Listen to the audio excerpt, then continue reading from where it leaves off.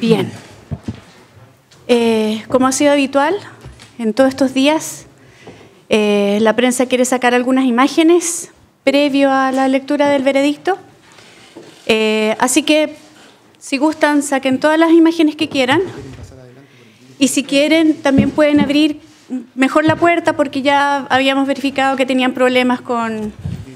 el vidrio.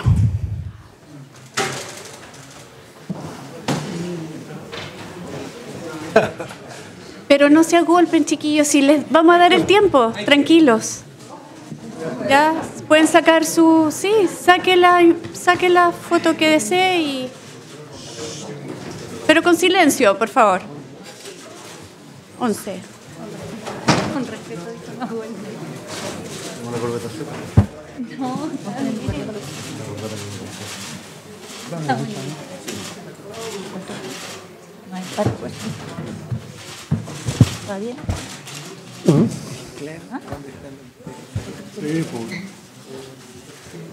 Muy bien, muchas gracias. Les pido por favor que se retiren de la sala de audiencia.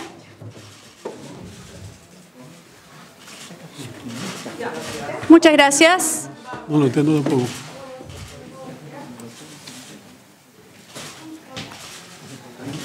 No, de nada.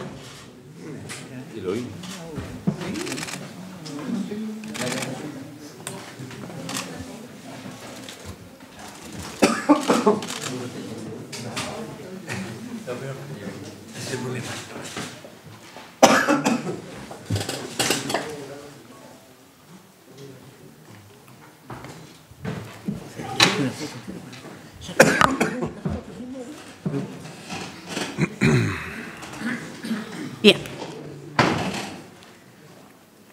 Muy bien, siendo las 13:22, se da lectura al acta de deliberación en el RIT 148-2018. Rancagua, 11 de julio de 2018. Esta sala del Tribunal de Juicio Oral en lo Penal de Rancagua resolvió por votación unánime con relación al denominado hecho número 1 de la acusación de autos absolver al imputado Mauricio Valero Illanes y a la Sociedad Exportadora y de Gestión Cabal Limitada de la imputación formulada en su contra de ser autores del delito de soborno del artículo 250 del Código Penal. Por el contrario, y también de forma unánime, con relación al denominado hecho número 2 de la acusación de autos, ha decidido condenar a Natalia Carolina Compañón Soto como autora de un delito tributario de aquel descrito y sancionado en el artículo 97, número 4, inciso primero del Código Tributario, el que se encuentra en grado de consumado, cometido entre los años 2012 y 2015, teniendo como fundamentos principales para así decidir los siguientes. A. Con relación al hecho número 1 de la acusación fiscal y de la acusación particular de la parte querellante, Consejo de Defensa del Estado y de la absolución por falta de acreditación del tipo penal. Corresponde en primer término referirse al delito, que no es otro que el de soborno del artículo 250 del Código Penal, invocado tanto respecto al imputado Mauricio Guillermo Valero Illanes en la hipótesis de participación del artículo 15, número 3 del Código Penal, como en relación a la persona jurídica Sociedad Exportadora y de Gestión Cabal Limitada, en la misma ilicitud del Código de Castigos anteriormente citado. Esto último con relación a los artículos 1 y 3 de la Ley número 20.393 sobre responsabilidad penal de las personas jurídicas. La figura en cuestión presupone que el sujeto activo, comillas, ofreciere o consintiere en dar a un empleado público un beneficio económico en provecho de éste o de un tercero para que realice las acciones o incurra en las omisiones señaladas en los artículos 248, 248 bis, 249, cierre comillas. Lo que desde ya presupone que aunque se principió con una poca ortodoxa remisión de la imputación de este hecho número 1, porque justamente no se plasmaba en ella, in extenso, las antes referidas operaciones de los funcionarios públicos, pero que, como lo resolvió este tribunal, sí se reenviaba un contenido factual que sin duda era conocido por las defensas, determinó que, de acuerdo a ello, el tenor de dichas acciones u omisiones efectuadas estaban referidas a aquellas previstas en el artículo 248 bis del Código Penal, es decir, a los casos en que el empleado público acepta recibir un beneficio económico para sí o un tercero para omitir o para haber omitido un acto debido propio de su cargo o para ejecutar o haber ejecutado un acto con infracción a los deberes de su cargo. Pues bien, conforme a la determinación de la figura delictuosa requerida, los hechos en los que debía producirse el encuadre penal como aspiración de los acusadores se resumieron en los que a continuación se expresarán, ello como primer punto a despejar, para destacar lo que sí era importante de acreditar como un hecho jurídico penalmente relevante, para luego, en un segundo punto, determinar con precisión lo que pudo darse por probado y las consecuencias que fue posible extraer dentro del proceso intelectivo y racional de ponderación de la prueba, que en este caso concluyó para este capítulo la insuficiencia probatoria en el intento de comprobar la existencia de un delito de soborno. Esto con relación a lo que era la acusación de este juicio y la eventual responsabilidad del acusado Mauricio Valero y la persona jurídica Sociedad Exportadora y de Gestión Cabal Limitada.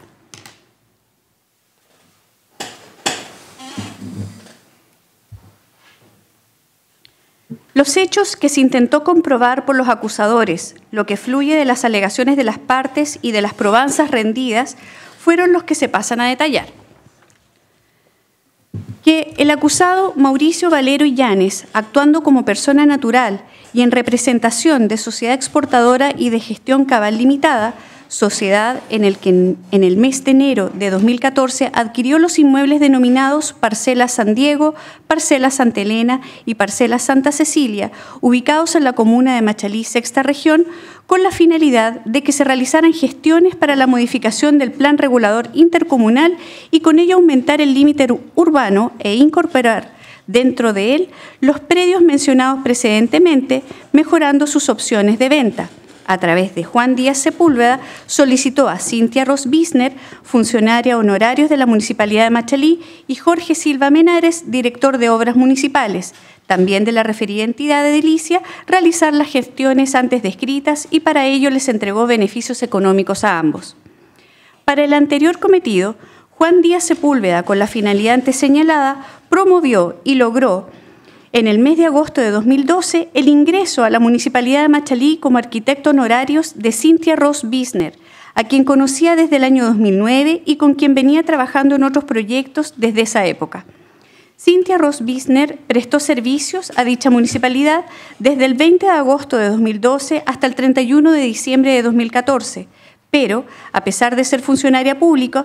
realizó las gestiones señaladas en el párrafo precedente con fines privados, tal como ya lo venía haciendo desde mediados del año 2011 para Juan Díaz Sepúlveda, en su calidad de arquitecta privada, gestiones por las cuales recibió por parte de aquel pagos en dinero. En el marco de esta relación privada existente, desde mediados del año 2011, comenzaron a trabajar en el mentado cambio del Plan Intercomunal para mutación de uso de suelo e incluyen en esta tarea a Jorge Silva Menares, quien era el director de obras de la Municipalidad de Machalí, ya desde el año 2009.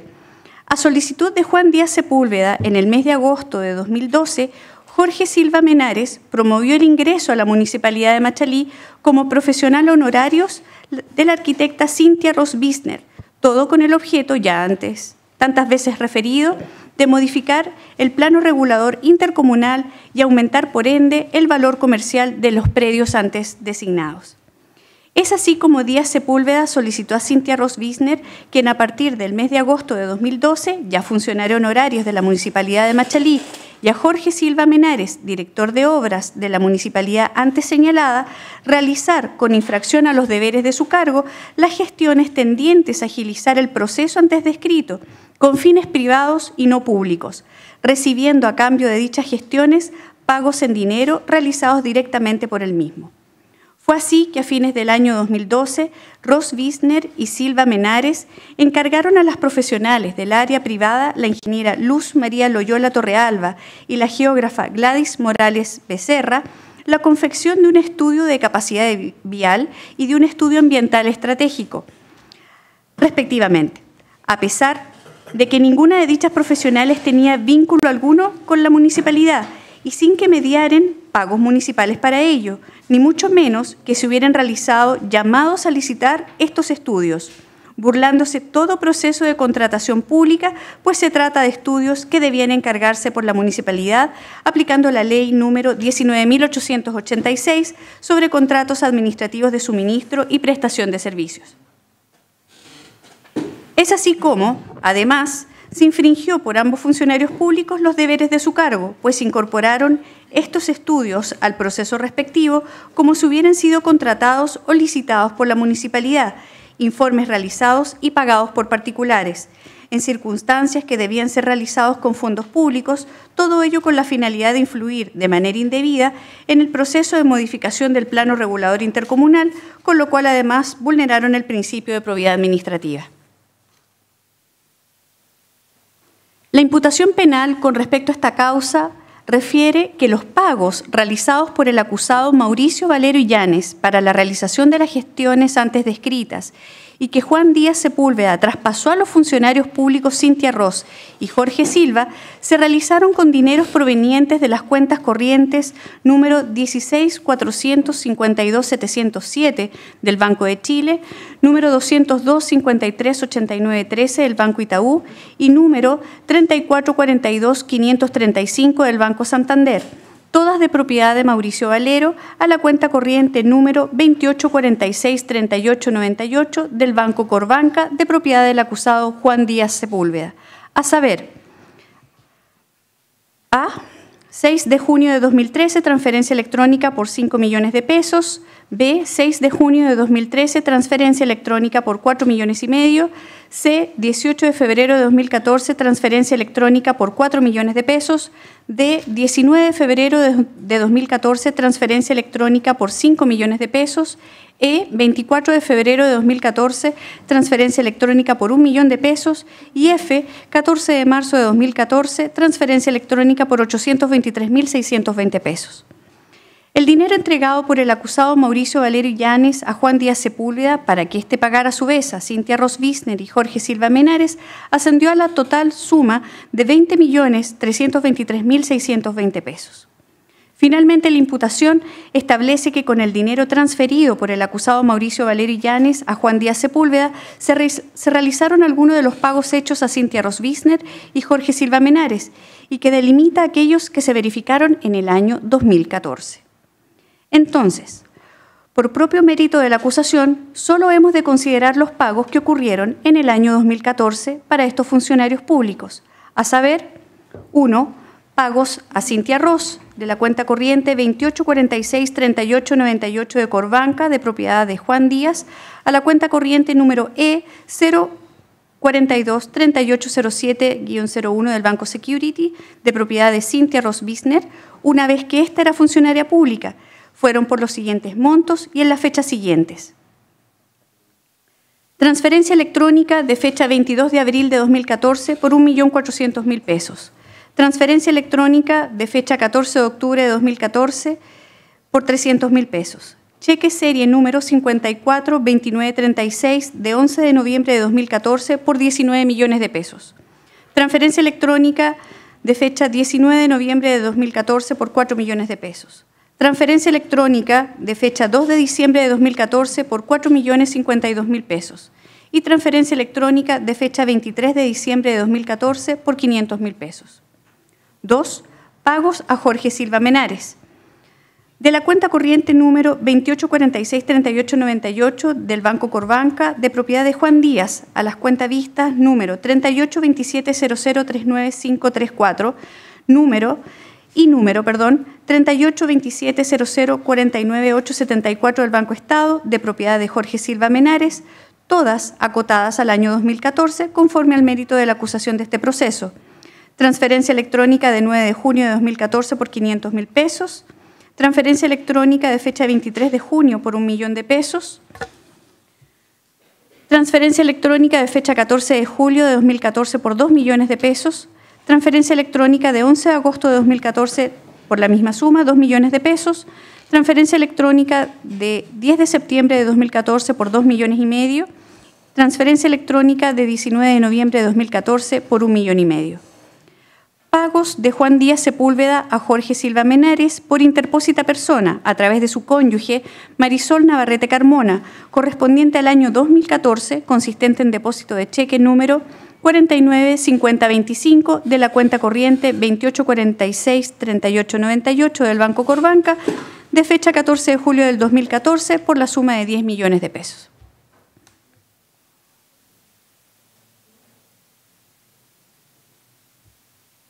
Según los acusadores, las acciones descritas se realizaron a partir del interés común que tenían el acusado Mauricio Valero Illanes y Juan Díaz Sepúlveda de vender a un buen precio los predios mencionados o de desarrollar en ellos algún proyecto inmobiliario, interés que los llevó a concertarse para la realización de los hechos mencionados precedentemente. Desde ya se acometerá un punto que se zanja formalmente, pues es claro que la imputación penal en el trasvasije de dinero de Valero a Juan Díaz y los recursos supuestamente derivados de esta fuente de origen a los funcionarios públicos, eventualmente cooptados, solamente queda limitada a los pagos realizados a ellos correspondientes al año 2014. Y así, una tesis fundante de incriminación de la parte querellante, Consejo de Defensa del Estado, en que quiso vincular témporo y espacialmente sendos pagos de Valero a Díaz de junio de 2013 a pagos realizados en junio y julio del 2013 a la cónyuge de Jorge Silva Menares, doña Marisol Navarrete, escapa al mérito de esta imputación y por ende no puede ser bastión para cimentar una imputación penal por el delito de soborno al acusado Valero. Ahora bien, con relación al capítulo designado como hecho 1 de la acusación a la luz de la abundante y prolífica prueba rendida, es posible determinar, para el orden estructural del razonamiento que se ha realizado, cuáles son los hechos que han resultado indiscutidos.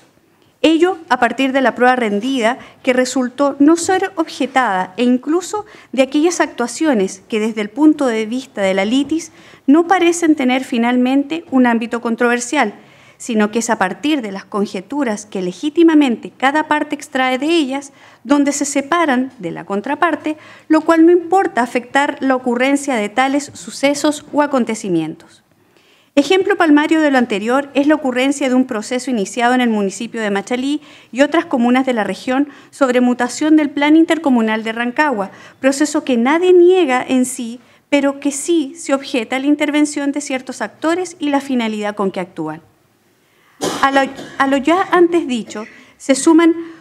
una serie de elementos de contexto que se incorporaron en la acusación como antecedentes generales, que más allá de aparecer sui generis, su inclusión en lo que debe ser una neta imputación de carácter penal, sí constituyen el piso común en que acusadores y acusados han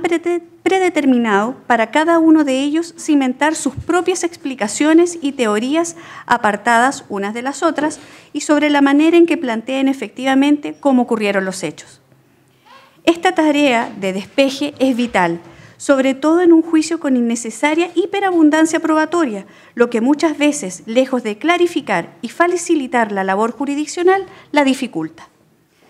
Así, los hechos que no se han visto discutidos son: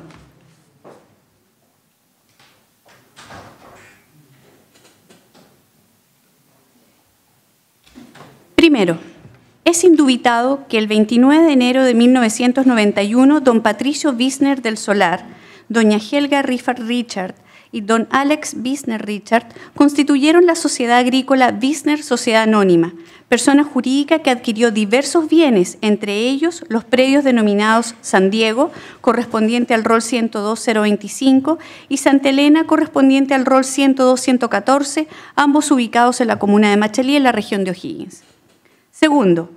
que en el año 2011, Wisner Sociedad Anónima tuvo una disminución sustancial de sus ingresos y utilidades, lo cual le impidió seguir con su giro de cultivo de frutas y exportación, cayendo en una situación de insolvencia frente a diversos proveedores, por lo que, para poder superar esta situación, con fecha 7 de junio de 2011, formuló proposiciones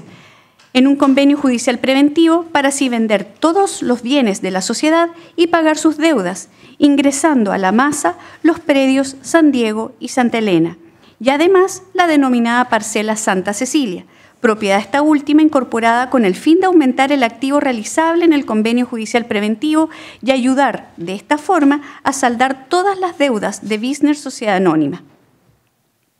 En este último caso, la parcela Santa Cecilia era un predio urbano inscrito bajo el rol 102-026 y su propietaria, la señora Helga Riffard Richards, cónyuge de Patricio Wisner del Solar y socia de Wisner Sociedad Anónima, la que el 22 de febrero de 2012 otorgó un mandato al síndico Germán Chadwick Larraín para que se encargara de la venta de este inmueble.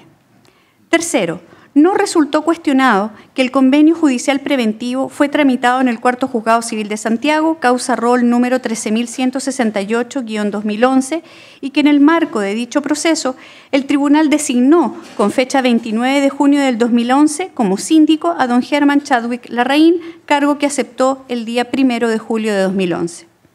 Cuarto, a través de la prueba documental analizada quedó claro que el día 12 de agosto del año 2011 se reunieron los acreedores de la sociedad Wisner Sociedad Anónima, quienes aprobaron el convenio judicial preventivo que había sido presentado, y de esta forma se comenzó el procedimiento de liquidación de los activos y continuidad del giro de la sociedad, todo a cargo del síndico Germán Chadwick Larraín. Quinto, se acreditó además a partir de la prueba instrumental convenio judicial preventivo tenido a la vista, que en el punto 1.3 del ítem, comillas, liquidación ordenada de bienes, cierre comillas, se expresaba a la letra que, para los efectos previstos precedentemente, entre paréntesis, liquidación ordenada de activos inmuebles, cierre paréntesis, el síndico liquidador quedará expresamente facultado para efectuar los trámites administrativos que sean necesarios o conducentes a modificar la zonificación o uso de suelo de los inmuebles que forman parte de la masa de activos a fin de mejorar su valoración comercial. Los gastos y honorarios que demande la realización de estas labores deberán ser aprobadas por la Comisión de Acreedores y serán considerados gastos del convenio. Sexto, que la Sociedad Exportadora y de Gestión Cabal Limitada en el mes de enero de 2014 adquirió los inmuebles denominados Parcela San Diego, Parcela Santa Elena y Parcela Santa Cecilia, ubicados en la comuna de Machalí, sexta región. Séptimo, a partir del año 2012, la Municipalidad de Machalí principió con una propuesta de modificación al Plan Regulador Intercomunal con motivo de generar alternativas viales y superar nudos críticos de congestión que tenía la comuna. Octavo, que Cintia Ross Wisner prestó servicios a la Municipalidad de Machalí desde el 20 de agosto de 2012 hasta el 31 de diciembre del 2014. Noveno, que Jorge Silva Menares promovió el ingreso a la Municipalidad de Machalí como profesional honorario de la arquitecta Cintia Ross Wisner, justamente para que ella se hiciera cargo de la mentada propuesta de modificación del Plan Regulador Intercomunal de Rancagua. Décimo, que a fines del año 2012, Ross Wisner y Silva Menares encargaron a las profesionales del área privada, la ingeniera Luz María Loyola Torrealba y la geógrafa Gladys Morales Becerra, la confección de un estudio de capacidad vial y de un estudio ambiental estratégico, respectivamente, sin que mediaren pagos municipales para ello. Décimo, que a partir de la prueba documental rendida se acreditó que el acusado Mauricio Valerio Illanes realizó traspasos de dinero a Juan Díaz Sepúlveda desde sus cuentas corrientes números 16.452.707 del Banco de Chile, número 202.53.89.13 del Banco Itaú y número 34.42.535 del Banco Santander, todas de su propiedad, a la cuenta corriente número 28.46.38.98 del Banco Corbanca, cuyo titular es Juan Díaz Sepúlveda, a saber, de transferencias electrónicas de fechas 6 de junio del 2013 por 5 millones y 4 millones y medio, 18 de febrero del 2014 por 4 millones de pesos, 19 de febrero del 2014 por 5 millones de pesos, 24 de febrero de 2014 por 1 millón de pesos y 14 de marzo de 2014 por 823.620 pesos. Décimo segundo, que durante el año 2014 se verificaron pagos a Cintia Ross de la cuenta corriente número 28.46.38.98 de Corbanca, de propiedad de Juan Díaz, a la cuenta corriente de esta, número E 0423807-01 del Banco Security. Transferencias electrónicas del 22 de abril de 2014, 14 de octubre de 2014, por 1.400.000 pesos y 300.000 pesos respectivamente. Cheque serie 542936 de 11 de noviembre de 2014 por 19 millones de pesos. Transferencia electrónica de 19 de noviembre de 2014 por 4 millones de pesos. Transferencia electrónica de 2 de diciembre de 2014 por 4.052.000 pesos. Y transferencia electrónica de 23 de diciembre de 2014 por 500.000 pesos. 13. Que durante el año 2014 se verificaron también pagos a Jorge Silva Menares de la cuenta corriente número 28463898 de Corbanca, de propiedad de Juan Díaz, a la cuenta vista de este número 38270039.534 y 38270049.874 del Banco Estado.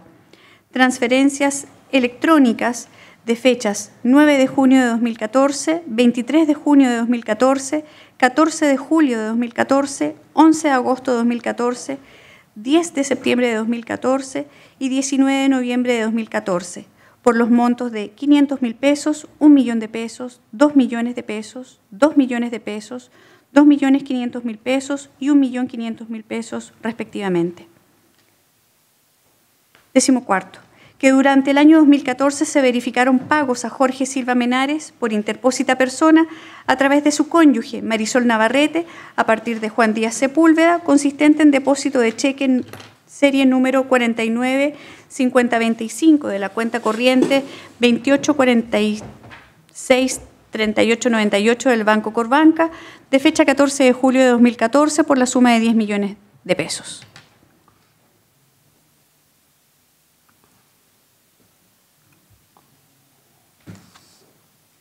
Los hechos asentados precedentemente nos servirán de principio para afrontar como base incontrastable los razonamientos que fluyen hacia lo que han representado las razones principales de la decisión de absolución librada. En ese orden de ideas, la pregunta clave a responder está referida a la vinculación del dinero entregado por el acusado Mauricio Valero Illanes a Juan Díaz Sepúlveda, a aquellas cantidades recibidas por los funcionarios públicos Cintia Rosbisner y Jorge Silva Menares, todo ello anclado en el interés del nuevo propietario de los predios San Diego, Santa Elena y Parcela Santa Cecilia, Mauricio Valero, en representación de Sociedad Exportadora y de Gestión Cabal Limitada, de incidir indebidamente con ese pago a esos funcionarios públicos para que ellos realizaran gestiones para la modificación del plano regulador intercomunal con el objeto de aumentar el límite urbano e incorporar los predios mencionados para mejorar sus opciones de venta. Pues bien, la respuesta del tribunal es categórica y clara. No existió prueba directa que apuntara a la demostración de la vinculación antes referida y en ello las defensas han tenido un punto a su favor, porque desde el punto de vista de la estructuración probatoria de este juicio, ha tenido esa dificultad en el hecho número 1, lo que podía ser salvado con prueba indirecta o indiciaria inequívoca de parte de los acusadores, lo que no ha ocurrido en la especie. En efecto, en el afán de acreditación del tipo penal, los acusadores han presentado prueba en la que abonan la ocurrencia del delito con la existencia de ciertos elementos adyacentes, de los cuales se extraen conclusiones incriminatorias, pero dentro del proceso de valoración probatoria, tales factores se han erigido en indicios equívocos o interpretables, es decir, a partir de los cuales era posible dar cuenta de dos o más versiones plenamente plausibles o de intereses concurrentes, en que incluso en algunas ocasiones fue la versión del acusado Valero la que impresionó a la más apegada con la realidad, por ser la más lógica y desapegada de lo absurdo, todo lo cual asentó la existencia de una duda más que razonable al momento de ponderar con un estándar penal la efectividad de la tesis oficial. Pues bien, los extremos de la imputación que buscaban acreditar el tipo penal de soborno se anclaban en una serie de antecedentes o circunstancias que pretendían ser explicativas de la ocurrencia del delito antes señalado. Así, se enunciarán algunos de ellos, porque de ello ha de dejarse constancia en un veredicto, al referirse a los fundamentos principales de una decisión, y se explicará el porqué de la insuficiencia de los mismos para servir como indicios incriminatorios fundantes de la acreditación, en cuanto a que el dinero entregado por el acusado Mauricio Valero Illanes a Juan Díaz Sepúlveda fue aquel recibido en su total o parte por los funcionarios públicos Cintia Rosbisner y Jorge Silva Menares para la realización de las gestiones indebidas ya referidas precedentemente. Primero, el acusado Mauricio Valero Illanes, en el mes de enero de 2014, adquirió los inmuebles denominados Parcela San Diego, Parcela Santa Elena y Parcela Santa Cecilia, pagó por interpósita persona sumas de dinero a funcionarios públicos con el objeto de que realizaran gestiones indebidas con relación a los cargos que desempeñaban para lograr la modificación del plan regulador intercomunal y con ello aumentar el límite urbano e incorporar dentro de él los predios mencionados y vender a precio mayor. La afirmación anterior fue tensionada por los dichos del acusado Valero, quien indicó que el cambio de uso de suelo jamás fue el punto de inflexión para tomar una decisión de inversión por parte de Cabal, y la explicación resultó plausible si se mira la importante suma que significaba para la empresa y los socios en lo personal el negocio que se acometía. Y en dicho contexto, dejar supeditada la ganancia o pérdida a una mutación de la naturaleza del suelo para los fines de venta. Era, por cierto, un factor incierto, sobre todo considerando que el cambio referido se había discutido por años y además valorando que aún si se consideraba viable la corrupción de estos funcionarios públicos aludidos, desde el punto de vista de la inversión no se aseguraba el éxito de lo querido, porque ellos no dominaban ni poseían el control de la decisión. Además, otro factor decidor que desacredita el móvil fundante destinado a corromper a los funcionarios públicos de injerencia indebida en el plan intercomunal correspondió al antecedente no cuestionado desde la prueba del juicio, cual fue que existían 4 hectáreas urbanas dentro de las 44 totales, que poseían una calidad particular de efecto espejo, que aumentaba a 8 hectáreas con las autorizaciones debidas y en las que el acusado Valero fortificó lo atractivo del negocio, pues ya tenían un proyecto elaborado que incluía terrenos aptos para construir un hotel, un centro comercial, una estación de benzina, lo que representaba un antecedente irrefutable que hacían al cambio de uso de suelo innecesario y, por ende, menos justificante de una decisión para corromper la estructura estatal. De esta manera, la proposición fundante de un interés propio de Cabal y Valero para pagar para el logro del fin ya explicitado fue tensionado por una narración plausible y real del verdadero interés en el negocio que hacía para Cabal no necesitar del mentado cambio uso de suelo. Segundo,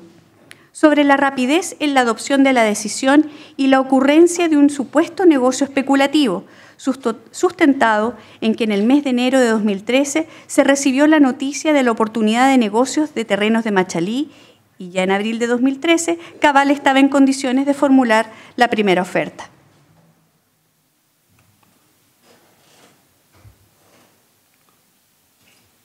En este punto explicativo de la finalidad de negocio especulativo de Cabal,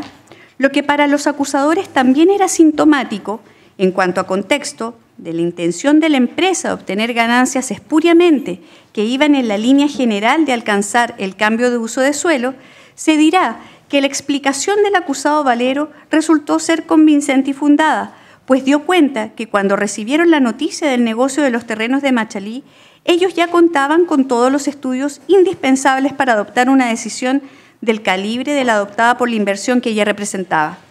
Recordó que ya con el empresario Gonzalo Vial se habían comprado otros terrenos de una quiebra de un proceso anterior y que pertenecían también a la familia Bisner, anterior a la de Chadwick y adyacentes a la carretera del Cobre, y por tanto a esa data ya tenían desarrollado un estudio inmobiliario completo de la sexta región, que perfilaba Machalí como una de las ciudades con mejor calidad de vida. Nuevamente el antecedente que se quiere dar para presentar a Cabal como una empresa dispuesta a todo para obtener ganancias rápidas y fáciles, como indicio contextual de la comisión delictuosa en el hecho 1, en el entendido que soborna para lograr el mentado cambio uso de suelo, resulta fuertemente contradicho con una versión verosímil que otorga Mauricio Valero, Por otro lado, posee un elemento irrefutable y objetivo que representa que, ya adquiridos los terrenos por Cabal, con el crédito Bullet obtenido del Banco de Chile y con la oferta de Ruta 86 de adquisición de los terrenos que se realizó en septiembre del 2014 y a tan solo 4 meses de arriesgar un remate, se obliga necesariamente a realizar la venta. Entonces, no se vende apresuradamente por especulación, se vende porque apremia el cobro del crédito realizado en la forma y tiempos tan exigentes en que se confirió, lo que es una acción atendible con una causa antecedente plenamente atendible y además porque por definición no existe especulación si es que Mauricio Valero tenía proyectos para desarrollar. Tercero, ¿cómo se justifica los pagos de junio de 2013 realizados por Valero a Juan Díaz con relación a los efectuados a los funcionarios públicos en el año 2014 conforme al límite de la acusación? La respuesta a este interrogante no es otra que se hace imposible desde el punto de vista probatorio establecer este vínculo. Y en dicho contexto, nuevamente, la mejor explicación la aporta el imputado Valero, porque a esa fecha, junio del 2013, Cabal recién intentaba la adquisición de los predios señalados precedentemente y por ende resultaría absurdo la búsqueda de una mutación de suelo para adquirir las propiedades en un valor mayor, sobre todo careciendo de financiamiento a dicha data, pues de haber ocurrido el cambio de uso de suelo en ese intertanto, Cabal no hubiese podido pagar el precio debido a que se hubiera elevado el valor del metro cuadrado de terreno. Además, no corresponde realizar una vinculación de los dineros correspondientes a junio de 2013 de Valero a Díaz con aquellos que se entregaron a doña Marisol Navarrete, cónyuge de Jorge Silva Menares, acaecido en el año 2013. Ello porque, conforme a lo tratado en este veredicto, la acusación circunscribe los pagos provenientes del supuesto soborno realizado por Mauricio Valero a aquellas cantidades entregadas a los funcionarios públicos en el año 2014. Este límite impide hacer una valoración con cantidades pagadas en el año 2013, de manera que las conclusiones que abonen hacia la ocurrencia del delito por una eventual confluencia en fechas y tiempos, como la propuesta por el Consejo de Defensa del Estado en su alegato de clausura, es un antecedente que no puede considerarse porque escapa a la imputación penal en referencia a los pagos recibidos por Jorge Silva a través de interpósita persona, es decir, a través de su mujer Marisol Navarrete en el año 2013. Todo lo demás, sin considerar que a esa data, a Cabal en los hechos, se le había rechazado su primera oferta por parte del síndico Germán Chadwick. Conforme a lo anterior, la mejor explicación otorgada a lo sucedido es la que otorga Valero, cuando refiere que a los depósitos del año 2013 realizados a Juan Díaz corresponden a dineros que tuvo que pagar a sugerencia de Patricio Cordero, que buscaban de parte de Díaz que realizara lo necesario para que el síndico Germán Chadwick le extendiera un límite de tiempo y permitiera a la empresa Cabal obtener el financiamiento y así poder realizar una oferta suficiente. Si no existió prueba idónea para ligar los pagos efectuados por Valero en el año 2013 a Díaz con un fin espurio o delictual de corrupción, como el planteado por los acusadores, la mejor explicación para ello es la que aportó el acusado en juicio, de forma que al menos en las cantidades referidas, claramente ellas no fueron posibles de ligar con la comisión de un delito de soborno.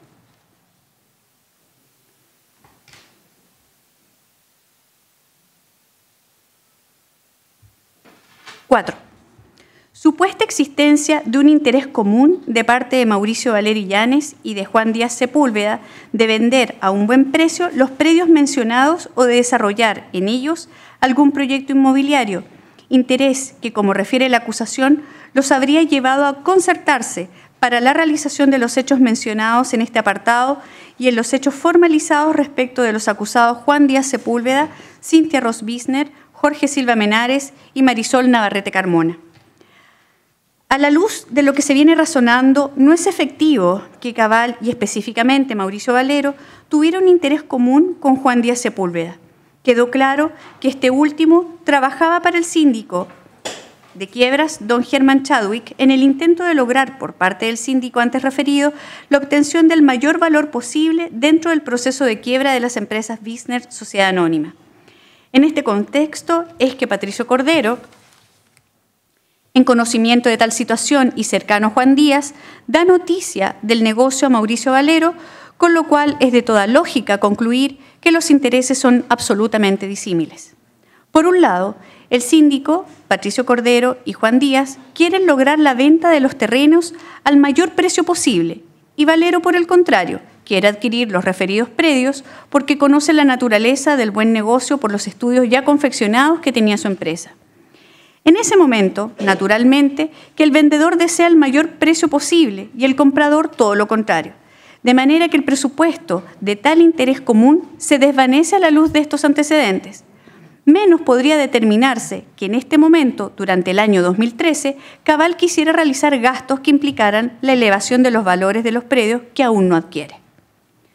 Ahora bien, luego de la adquisición de parte de Cabal en enero de 2014, tampoco los intereses son comunes, porque la gestión para Díaz ya terminó, es decir, cumplió con su objetivo de venta y para Valero, en su nueva calidad de propietario, con un crédito bullet en ciernes, busca el logro de la mejor alternativa que le permita redituar en un tiempo acotado la inversión realizada. Y entonces, ¿de qué interés común se puede hablar a la luz de la prueba rendida? Lo cierto es que, en el hecho, los intereses no son jamás similares y esta situación de toda lógica antes descrita en el mundo de los negocios hace que sea aún más dificultoso el comprobar que ambos sujetos, Valero y Díaz, quisieran realizar el cambio de uso de suelo porque sus intereses siempre estuvieron separados. Quinto, ¿cómo se explican los pagos del año 2014 de Mauricio Valero, Juan Díaz Sepúlveda y que estos hayan estado destinados al pago de los funcionarios públicos en el año antes mencionado? Para precisar una adecuada respuesta a la interrogante anterior, quedó acreditado en el presente juicio que los pagos del acusado Díaz fueron realizados el 18 de febrero de 2014 por transferencia electrónica por 4 millones de pesos, 19 de febrero del mismo año también por transferencia por 5 millones de pesos, el 24 de febrero también de 2014 por transferencia electrónica por 1 millón de pesos y finalmente el 14 de marzo de 2014 por transferencia electrónica por 823.620 pesos. Lo cierto es que desde el punto de vista de la prueba aportada por los acusadores no pudo establecerse ni siquiera una conciencia temporal mínima entre los pagos que realizó Mauricio Valero a Juan Díaz y aquellos montos que recibieron en sus cuentas en el año 2014 los funcionarios públicos cuestionados y la cónyuge de uno de estos. Entonces, no se pudo ligar que tales cantidades hayan tenido la finalidad pretendida en la acusación de corromper a Silva Menares y a Ross Bisner. Nuevamente, la carencia probatoria tiene impacto, porque desde ya la defensa, a pesar que no tiene obligación, justifica con una versión plausible la existencia de depósitos del año 2014 de parte de Valero a Juan Díaz. En efecto, este acusado señaló en juicio que en el mes de septiembre de 2013, su socia, Natalia Compañón, se involucró en reuniones con Juan Díaz y le solicitó un préstamo personal de 46 millones de pesos. Ello con el objeto de ayudar a la depreciada caja de Cabal en ese momento. Indicó que en ese instante Díaz comenzó con presiones indebidas, que consistían en insistentes llamados e incluso llegó a concurrir al Palacio de la Moneda para requerir el cobro. Fue así que el primer trimestre de 2014 le realizó transferencias a Díaz para abonar a la deuda de su socio y le realizó transferencias desde su cuenta personal para tratar de apaciguar sus ánimos, dadas las particularidades formas de cobro que tenía esta persona. Así, al menos esta versión explica suficientemente la ocurrencia de los pagos que se imputan a Valero el año 2014 y sobre este punto se ha de destacar su coherencia y consistencia en el tiempo. De esta manera, quedó de manifiesto la concordancia de su relato en la audiencia con sus declaraciones dentro del proceso, pues los acusadores no destacaron ninguna contradicción o disimilitud de esta versión con las herramientas legales que tenían para hacerlo, y siendo así, su versión de los pagos del año 2014 fue la mejor posible, sin contar con que su socia Compañón reconoció la existencia del préstamo que había requerido. Sexto, el modus operandi per se no incrimina. El sostener que si Juan Díaz actuaba de una determinada forma con el síndico Chadwick y realizaba pagos a funcionarios públicos en pos de tal interés para mutar el uso de suelo y sostener en tal sentido que podría perfectamente repetir el modus operandi con Mauricio Valero y su empresa Cabal, es una afirmación posible de sostener, como lo sugirió el Consejo de Defensa del Estado, pero de ahí a sostener que se pueda amparar una incriminación penal con ese solo antecedente, desprovista de otros elementos indiciarios de incriminación, hacen ciertamente devenir tal hipótesis en una mera especulación. Con lo cual, si se quería sostener que el actuar de Díaz era repetitivo y que ahora utilizaba Valero como fuente de dinero destinado a la corrupción, era perentorio para los acusadores comprobar tal situación, máxime si hasta ahora los elementos complementarios que se han analizado y en los que se pretendía fundamentar la dinámica delictual propuesta en el hecho 1 han sido desvirtuados por ser insuficientes y equívocos como prueba indiciaria.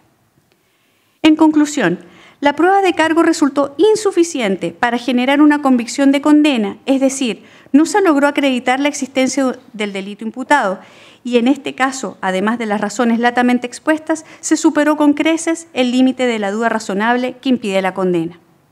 Ahora bien,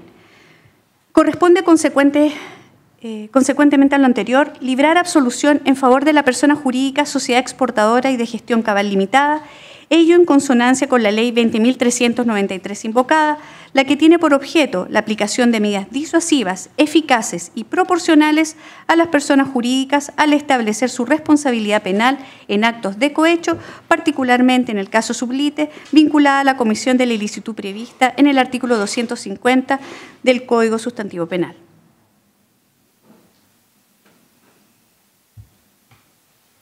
De esta forma, al ser aplicable la normativa en cuestión en todas las personas jurídicas de derecho privado y dentro de ellos las que tienen fines de lucro, como es el caso de las sociedades mercantiles, como la acusada de autos, que se corresponde a una de responsabilidad limitada, y al establecer su ámbito de aplicación, resulta necesario determinar el sistema de atribución de responsabilidad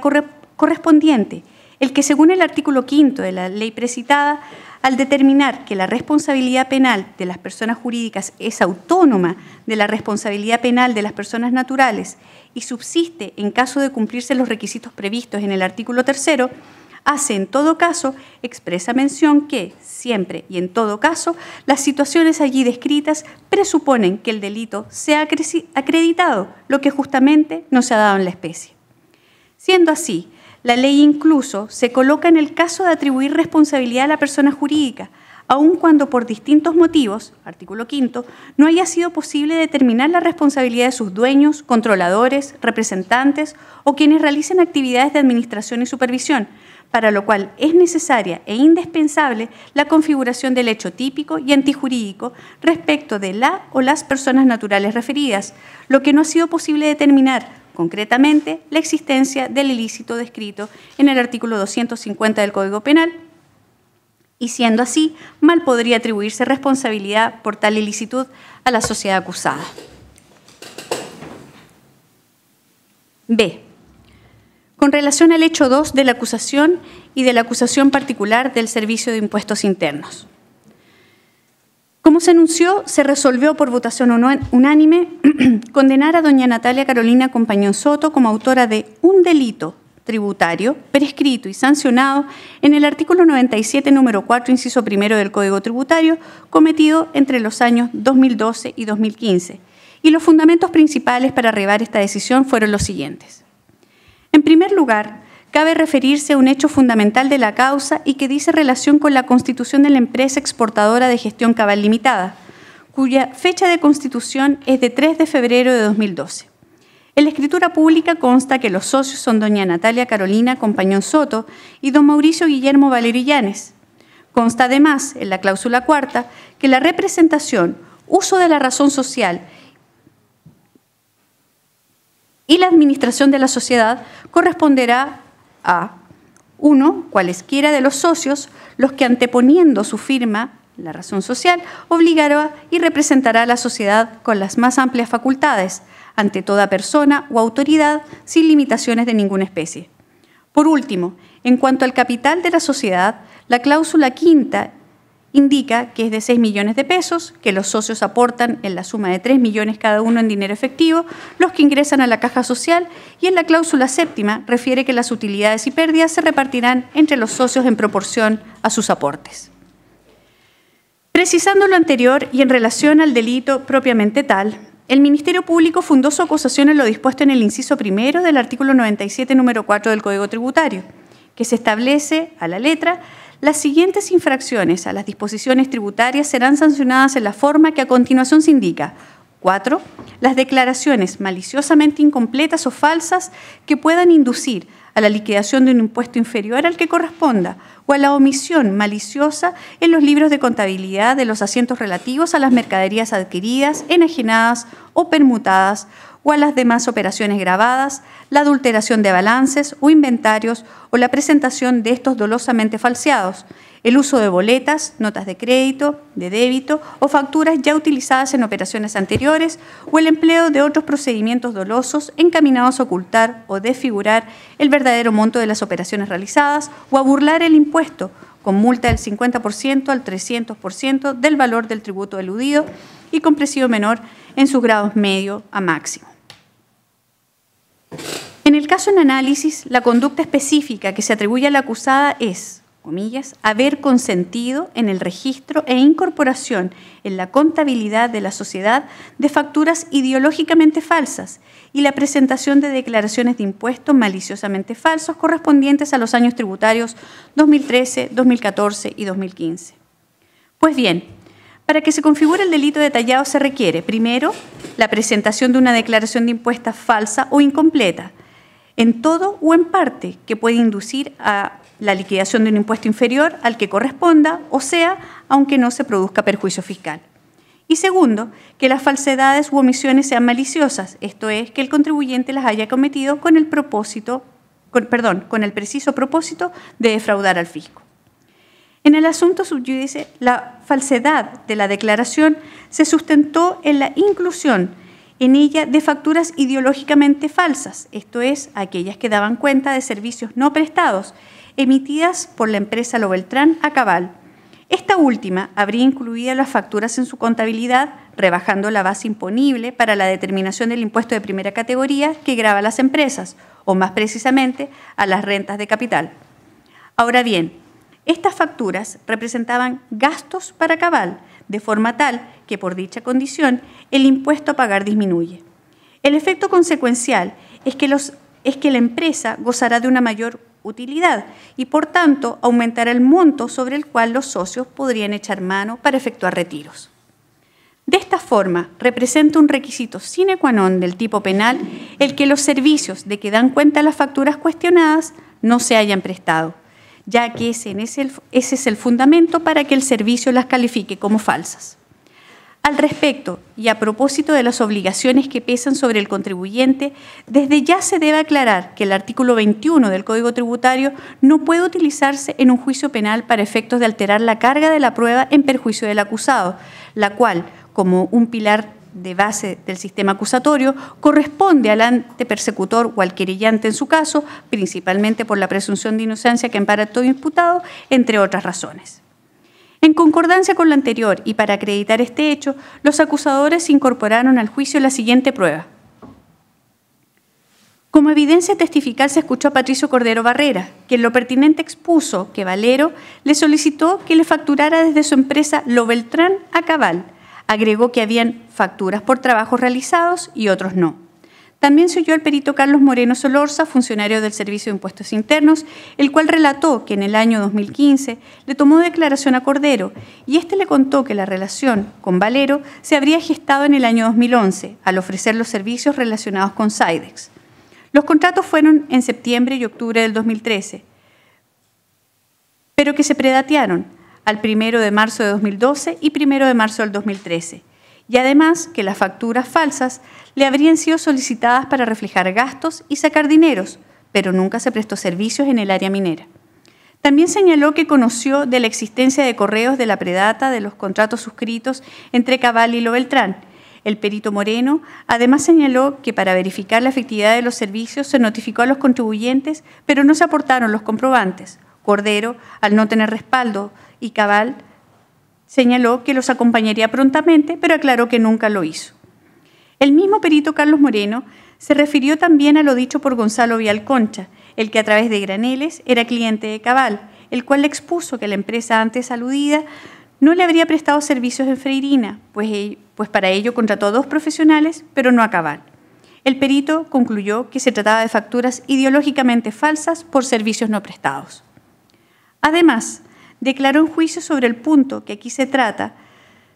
don Juan Valdés Mella, superior del perito Carlos Moreno antecitado, quien señaló que al visar su trabajo tuvo acceso a lo declarado por Patricio Cordero y reiteró a nivel de conclusión que de las 13 facturas, 9 eran por servicios inexistentes, 4 por servicios prestados, 2 a Saidex y 2 a Freirina. También se refirió a que Cordero señaló no tener respaldo de los servicios que prestó y desconocía por qué Mauricio Valerio y Cabal le pagaban por servicios que jamás había prestado. Con el mérito de esta prueba se pudo concluir la existencia de facturas que dan cuenta de servicios que jamás fueron prestados por parte de Lo Beltrán a Cabal. No obstante, éste utilizó las mismas, incluyéndolas en su contabilidad, con las consecuencias tributarias que se enunciaron y se analizarán más adelante. Reafirmó esta deducción la existencia de 2 contratos suscritos entre la empresa Cabal Limitada y la Sociedad de Inversiones y Asesorías Lo Beltrán Limitada, que dan cuenta de la existencia entre ambas de un honorario total de 290 millones de pesos. En referencia a estos instrumentos, el perito Carlos Moreno, luego de escuchar la declaración de Cordero, sostuvo que este sujeto le manifestó que los contratos habrían sido predateados con el objetivo de justificar los montos reseñados y que no daban cuenta de servicios efectivamente prestados por la sociedad Lo Beltrán a Cabal.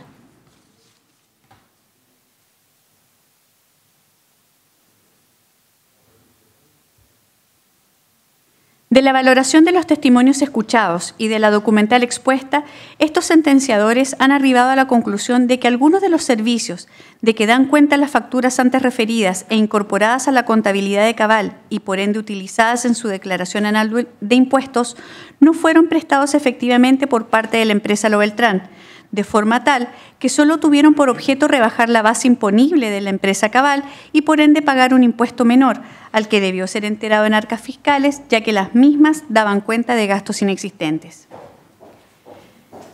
Y sobre este punto anterior, se ha de aclarar inmediatamente un punto que se debe acometer para claridad del razonamiento asentado, y es el siguiente.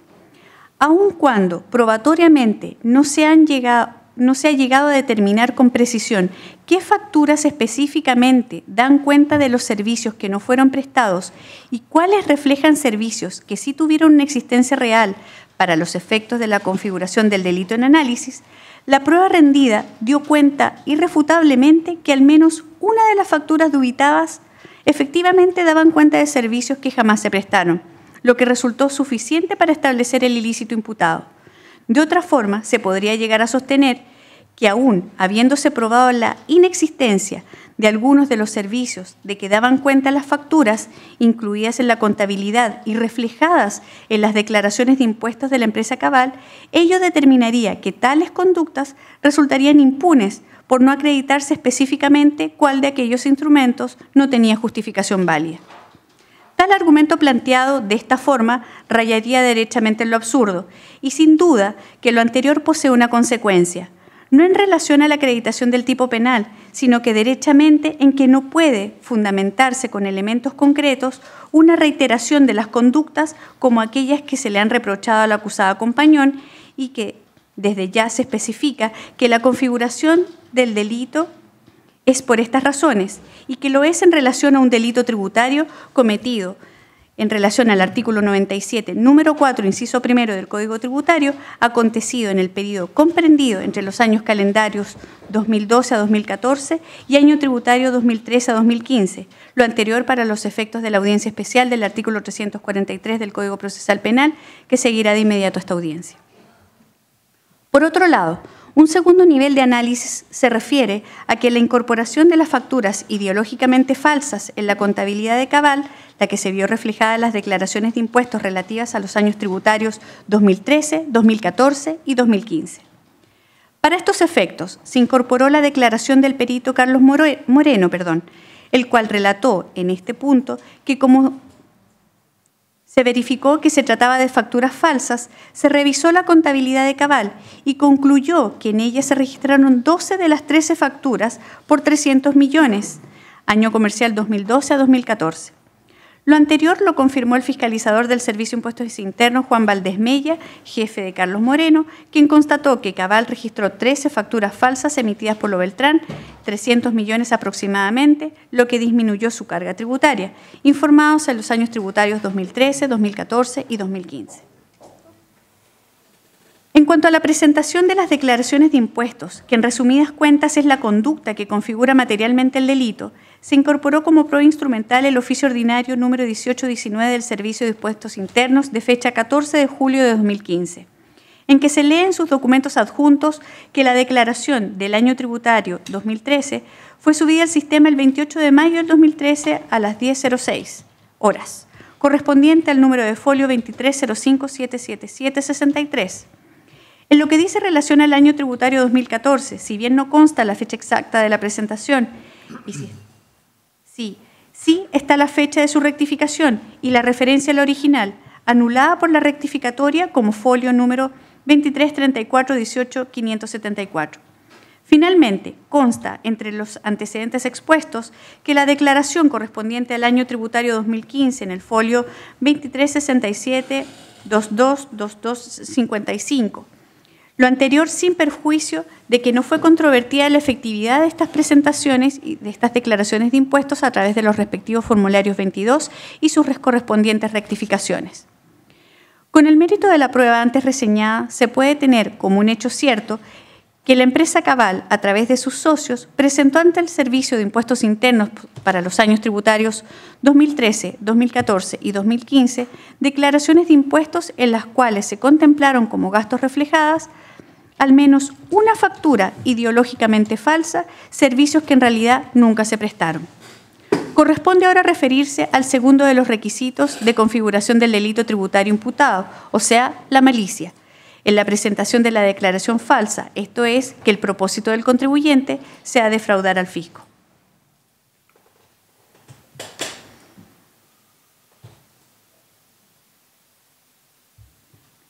La doctrina y la jurisprudencia mayoritaria han arribado a la conclusión que el tipo penal requiere dolo directo.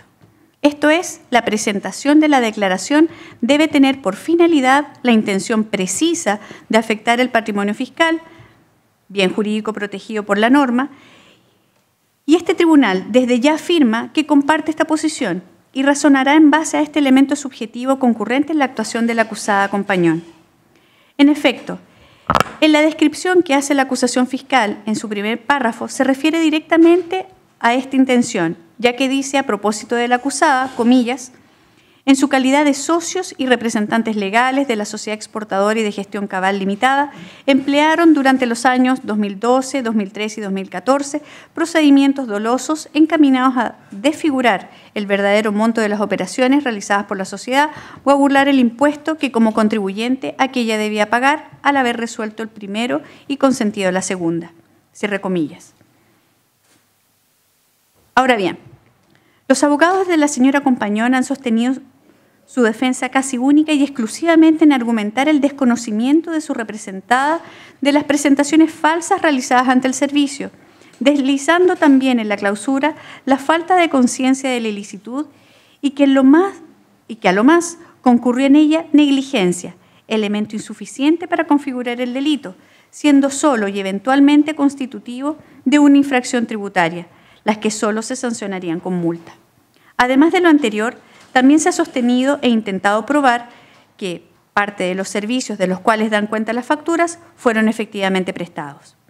Así las cosas, el esfuerzo del Ministerio Público y del Servicio de Impuestos Internos se ha dirigido en tratar de acreditar el conocimiento de la acusada en cuanto a los hechos imputados. Para estos efectos, rindieron como prueba testimonial los dichos de Javier Ortiz, carabinero, quien expone acerca de un informe patrimonial de Compañón. Señala que ella y Valero eran representantes legales y socios de Cabal.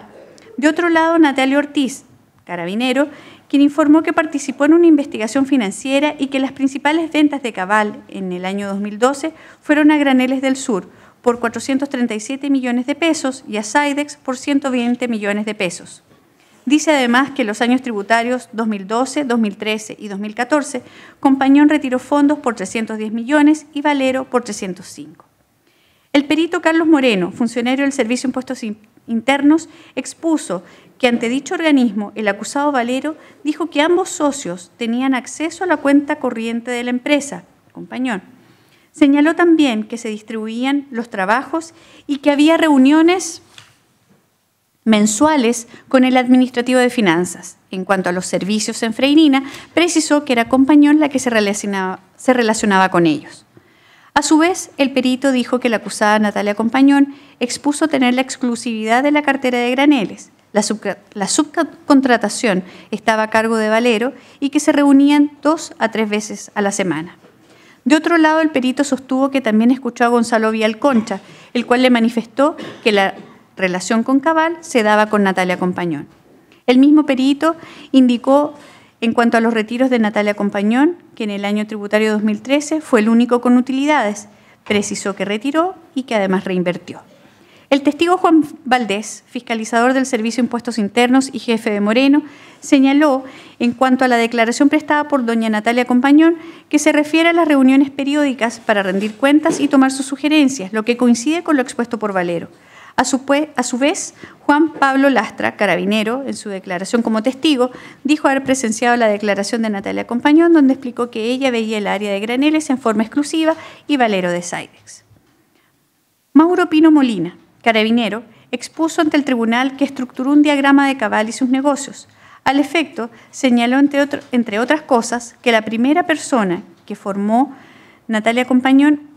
que la primera empresa que formó Natalia Compañón es del año 2006. Es el mismo funcionario el que destacó que como modus operandi de la empresa, que desde la caja chica a las grandes inversiones pasaban por la aprobación de ambos socios. De esta forma, del mérito de la prueba rendida y antes citada, a estos jueces les resulta evidente el conocimiento que la acusada tenía primero del manejo de la empresa,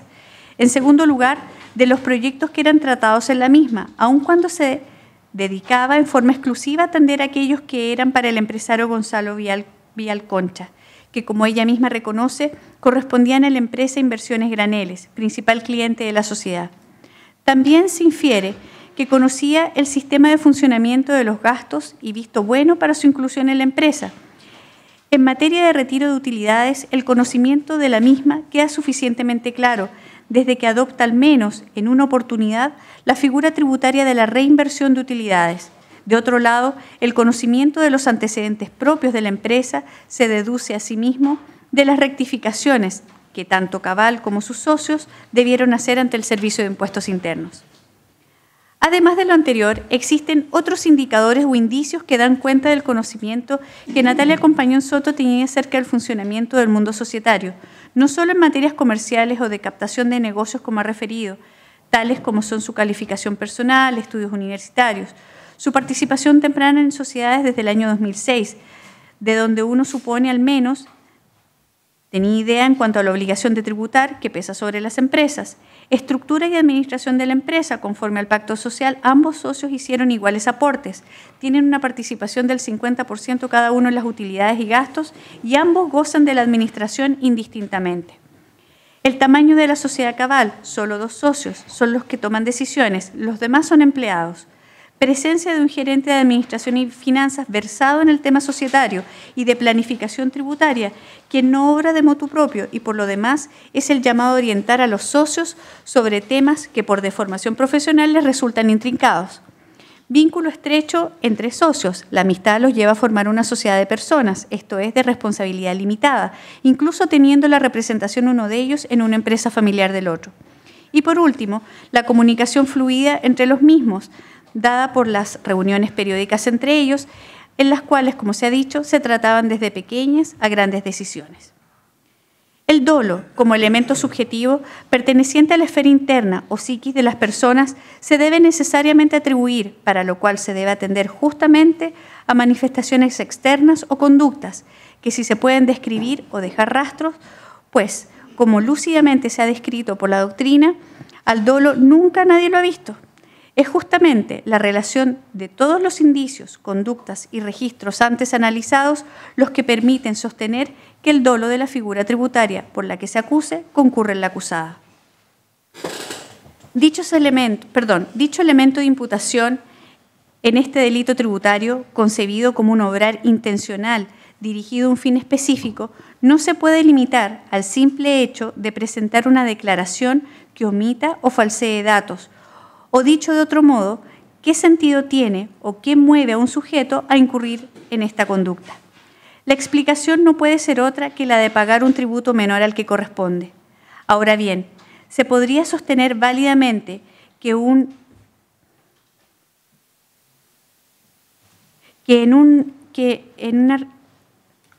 en realidad la finalidad tenida a la vista por el agente era solo obtener una mayor utilidad, pero como contrapartida viene la pregunta por el costo de dicho beneficio. ¿Quién debe soportar la consecuencia de que producto de un ardid obtenga una mayor ganancia de la que me corresponde, soslayando a la vez el gravamen aparejado? Y la respuesta parece obvia: el erario fiscal. Las anteriores inferencias lógicas que realiza el tribunal sirven además para concluir que la acusada Natalia Compañón tenía en su actuación conciencia de la ilicitud de la misma, porque dado su conocimiento empresarial, sus años de experiencia en el rubro y su preparación por sobre la esfera del profano, le permitían deducir las consecuencias que se producían al incluir en la contabilidad de su empresa gastos inexistentes reflejados en facturas falsas que llevaban finalmente a pagar un menor impuesto con el consecuente perjuicio a la hacienda pública. Prosiguiendo con el análisis, se debe dar cuenta que el principal interesado en que las ganancias traídas a la empresa redunden finalmente en el patrimonio individual son efectiva y lógicamente los socios de las mismas,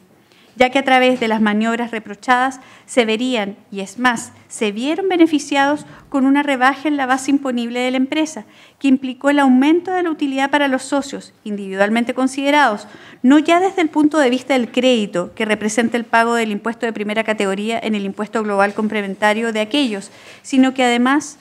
porque la base sobre la que se debía aplicar el tributo al incluir gastos que no son tales disminuye y por ende también el impuesto, dejando una mayor utilidad o ganancia para los socios. Cabe precisar también en este escenario que en materia tributaria se distinguen dos tipos de obligaciones. La principal, que por definición corresponde a una obligación de dar y no es otra que el pago del impuesto, y de otro lado se distinguen las accesorias y que obedecen a obligaciones de hacer, tales como presentar declaraciones, llevar contabilidad, iniciar actividades, etc. El reproche que se dirige a la acusada no dice relación directamente con una obligación principal, sino que se identifica con una obligación accesoria, esto es, la de presentar declaraciones que a la luz del principio de la buena fe vigente en el área que nos ocupa, deben ser fidedignas. Por tanto, no se debe confundir el incumplimiento de la obligación referida con una infracción a un deber de cuidado, que parece identificarse con una omisión por parte del contribuyente y, por ende, el elemento que determinaría su culpabilidad sería la negligencia. Este claramente no sería el caso, ya que el hecho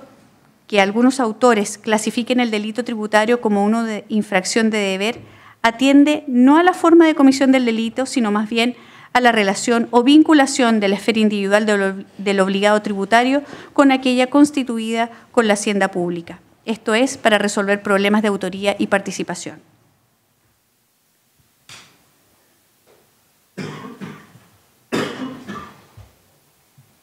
Tampoco se debe perder de vista que para incurrir en el ilícito imputado no es necesario que el agente actúe en forma personal en la conducta que materializa el delito, o que, dicho en otras palabras, que sea él quien llene las declaraciones o que las presente, o más precisamente que las suba al sistema del Servicio de Impuestos Internos, sino que solamente es exigible que se trate de la persona que por ley es llamado a cumplir con esa obligación. Pretender lo contrario implicaría que, como regularmente dichos actos son encargados a terceras personas, como un contador, secretaria o empleado, a fin de cuentas, nunca sería responsable quien decida falsear los antecedentes con la intención ya anotada, y bastaría encargar dichos actos a un tercero para que con su conducta resulte impune, lo que repugna a la lógica y a un precario sentido de justicia. De lo expuesto por su defensa y la propia señora Compañón, se ha alegado su desconocimiento en cuanto a los negocios y las maniobras realizadas por su socio y el administrador de la empresa. Al extremar esta postura, se puede decir que más que desconocer todos sus pormenores a que se ha referido, en realidad parece alegar que ha sido víctima de un engaño de parte al menos de su socio, quien tenía a su mano derecha encargado de las funciones administrativas y de finanzas. Esta hipótesis no ha sido siquiera sucintamente tratada por la defensa, ni menos intentado acreditar. Ello no obstante la facultad del acusado de guardar silencio y adoptar, si lo prefiere, una actitud pasiva en juicio, ya que no tiene un principio de obligación probatoria alguna. El problema en este caso es que ha sido incorporada la teoría de la causa, y desde esta perspectiva hay que dotarla al menos de verosimilitud, lo que la defensa no ha logrado. Mayores razones de la condena y absolución librada se explicarán en el fallo que se comunicará a todos los intervinientes el día martes 24 de julio del presente año a las 13 horas. La sentencia será redactada por el magistrado Joaquín Nilo Valdianito y de conformidad entonces al artículo 343 del Código Procesal Penal y atendido entonces el veredicto condenatorio respecto del delito tributario establecido en el artículo 97. Silencio, por favor, no hemos terminado. En el artículo 97, número 4, inciso primero del Código Tributario, se abre debate entonces para discutir circunstancias modificatorias de responsabilidad. Magistrado. Magistrado, atendido ¿Sí? lo extenso del veredicto, ¿es posible que nos dé 5 minutos para ordenar ideas? No hay ningún inconveniente, vamos a hacer un breve receso. ¿Cuánto tiempo necesitan? 5 minutos. 10 minutos, ¿les parece? Perfecto, 10 minutos.